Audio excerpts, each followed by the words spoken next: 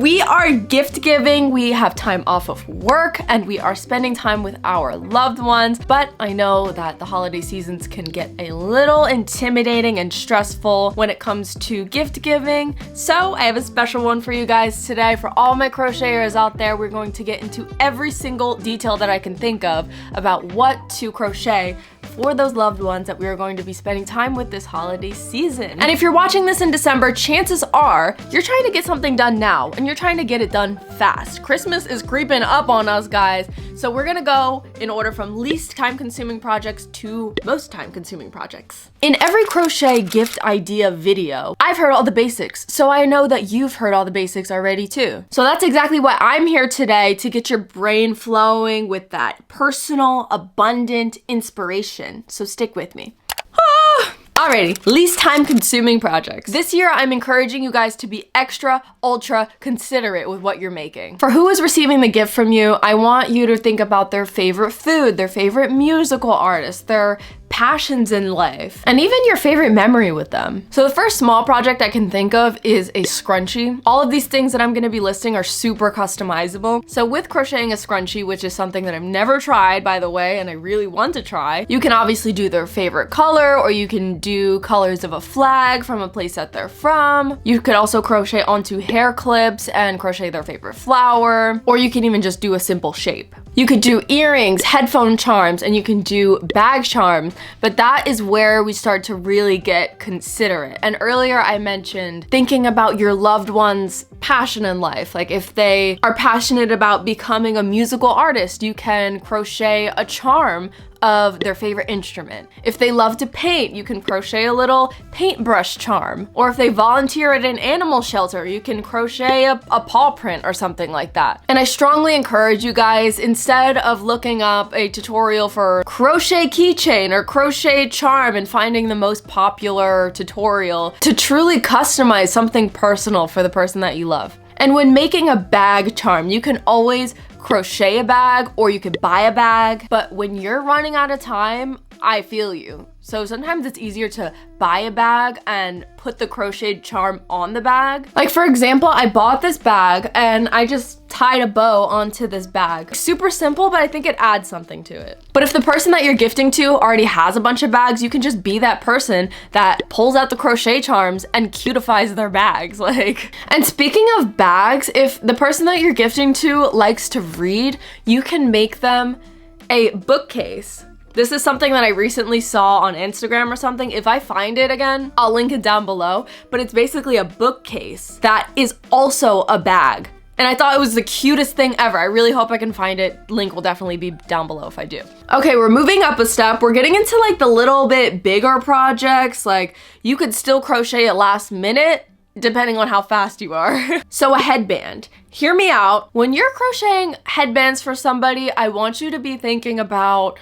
the thickness and the material of the headband. If you are crocheting for somebody and like you think a thick, fuzzy headband would be like super cute, the cutest thing ever, but the person that you're crocheting for often wears a thin, multicolored, vibrant headband. You see, they may like it, but like maybe not. And we're not taking our chances this year. We are trying to be considerate and we are going to pay attention to that extra step of detail. And last note about headbands, I strongly recommend doing like a self-tied headband, just so you don't have to be extra specific about the head measurements, because they could be easy to get wrong. And if you are gonna be crocheting a bag along with those charms that you make, keep in mind their personality, the outfits that they wear, their color palettes. Like, do you wanna crochet something neutral? Do you want to crochet something big or small? Something with vibrant colors, you know what I'm saying? And I think with any project, big or small, when you're paying attention to detail, every single little detail, it really adds up. A little pop of color, even if it's the tiniest pop of color, it goes such a long way. Every detail that you put into the project that you make makes it that much more functional to being a part of that person's wearable collection. You can crochet leg warmers if that's somebody's vibe. We usually recommend doing a solid color, like solid neutral color, maybe like a white, cream, or a black, because then they can wear it with kind of everything in the colder season. And when we're talking about beanies, you want to go right back into what I was saying before about the person's color palette, what they wear. Sometimes you just want to do a solid color, sometimes you want to do stripes like this, and other times maybe you want to go freaking berserk and make a crazy hat that's a statement. If I'm gonna be gifting my mom an all black beanie, but she really likes to wear pink and maroon and turquoise, you know, she might not wear it that much and she might just be like, oh, okay, thanks. And in the back of her head, she's like, I'm not really messing with this at all. And to give you guys a real life example, I'm crocheting this beanie right here and I was like, oh, I love it, feel it, mom. She touched it and she was like, ugh, I don't like the way that feels. It feels like an old doll. And I was just like, oh. So keep in mind the things that you might love and adore and you think are just the best and cutest thing ever and it feels great, somebody else may not like. Fingerless gloves. Crochet fingerless gloves. This is such a great gift idea. With this one, let's consider the weight of the yarn and the material of the yarn, because say with somebody with a more active lifestyle, I wouldn't necessarily crochet them a mohair delicate fingerless glove, and instead I would use something that is more durable. And when you're crocheting fingerless gloves, you really have to consider the weight of the yarn and you have to have a vision of what you're trying to have it look like. If you want it to just lay flat and you want it tight against the skin, you're gonna wanna go for a lower weight, like a thinner yarn. But if you want it to be like chunky, fuzzy, warm, like a chunky fingerless glove look, you're gonna wanna go for a higher weight. Now we're gonna talk about our biggest projects, and this is where we look into our person and we think about really what they're wearing. And I feel like the way somebody expresses themselves through the clothing that they wear says a whole lot about a person. You can crochet a scarf for somebody and we wanna think, is it gonna be a thick scarf? Is it gonna be a colorful scarf? Is it gonna be a colorful scarf? Is it gonna be a long scarf, a short scarf? Are we gonna use a chunky yarn? Are we gonna use a thin yarn? Are we gonna use a fuzzy yarn? Are we gonna use a not fuzzy yarn? All of these things do matter and it kind of feels like a lot of decisions to make and it's kind of overwhelming, but I highly, highly, highly recommend to just start with what you have in your stash already. Like if you have absolutely nothing, then you go to the store and then you go to the yarn shop. But don't go to the yarn shop unless you know what you want, because like in my experience at least, it's a disaster when I go and I don't know what I want, because then I buy way too many things and then I get home and I'm like, wait, that's not really even what I needed. Chances are you jump the gun, you start crocheting something, you get halfway done and you're like, oh my god, this is so terrible. And honestly, it's the worst feeling to get discouraged and not like something that you crochet. So save yourself the time, save yourself the energy, and sit with your thoughts, have a vision, and you crochet! You're already a creative person, so I know that you have what it takes to make something that you love and is loved by others. The last thing that I'm going to recommend, but I don't really recommend unless you're more of an advanced crocheter, is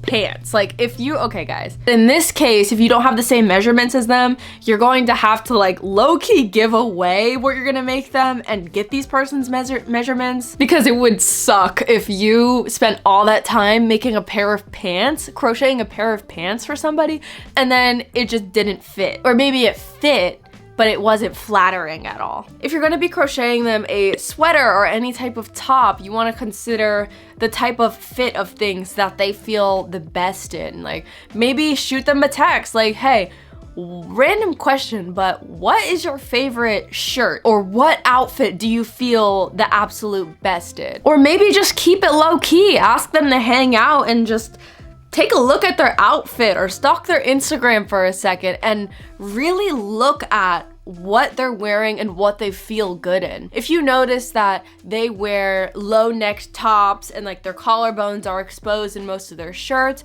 maybe that's what they feel good in, and maybe you shouldn't, you know, crochet them a turtleneck. And maybe they have a lot of pieces where it's only 3/4 of a sleeve and they don't really care for a long sleeve that goes all the way down. So me personally, I love this oversized fit sometimes, and other times I like a tight fit. So do your due diligence and investigate your person. Like straight up investigate their actions, their styles, what they wear the most, what they wear the least. And if you do that little extra side work before creating something, it almost guarantees that the person that you're gifting your crochet item to will love what you make them and think that it's so considerate. Because it's the worst feeling when you don't really know what to crochet and you just kind of do it and you're just like, oh, here's what I made you. I made it myself. And it's kind of just like, I don't really know if they like it. But it gives you that extra security and confidence knowing like, hey, I know that this is what this person loves and I feel great about putting it into a physical form and gifting it to them. And doesn't it feel a heck of a lot better when you feel good